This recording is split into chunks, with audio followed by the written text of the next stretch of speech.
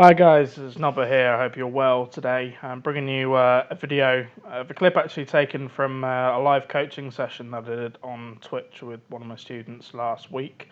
If you want to get involved in coaching yourself, then feel free to drop me a message. All the links to all my socials are in the description, so feel free to get in touch and we can chat about how I can help you specifically. But the main emphasis on this video is based around final third play and sharpening up your decision making in the final third, essentially. So one thing that you'll notice from my opponent here, we were working on his attacking play because one thing that he said to me before we started playing was that he struggled specifically against players that really sat deep against him. So we created a tactic that had one or two depth, just so we played nice and deep for him to try and break down. Essentially, that was the purpose, really.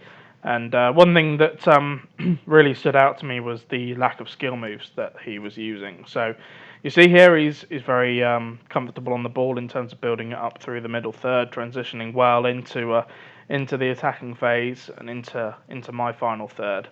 But it's what he does with the ball once he gets here. And you see he's got a lot of time and space here with Gravenberch, but the play is very, very slow. It's a lot of passes between Klaassen and Gravenberch without really going anywhere. You see he goes back to his centre half, back in. I mean, at this point, obviously, I'm playing very deep. I'm not pressing him deliberately. I'm trying to sit off and see what he does here.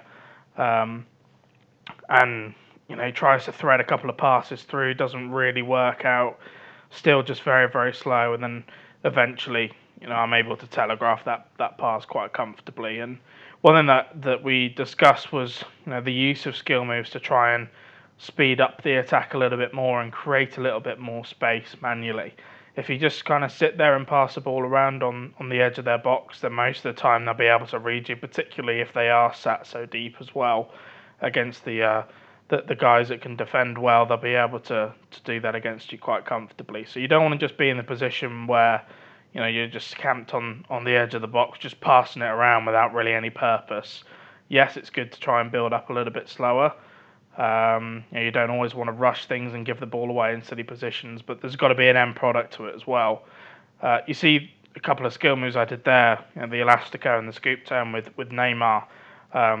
Nothing too fancy, but just a couple of really, really meta skill moves that allowed me to create some space and get a good shooting opportunity off. But you see he goes up the other end again here. We've got Gravenberch, we've got Robben, who's obviously got the 5-star skills, but not really taking advantage of that. And again, it's very, very slow build-up play and quite easy to read. So the main purpose of this is to just sort of show you that, yes, although patient possession play is effective at keeping the ball, it's not a guaranteed route to goal all the time. You still need to have that kind of creative spark in the final third.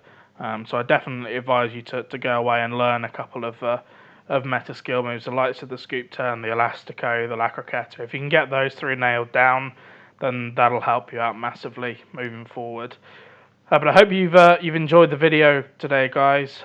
Just a bit of a shorter one on this quick thing, because it is really, really important that you build this into your game against the tougher opponents.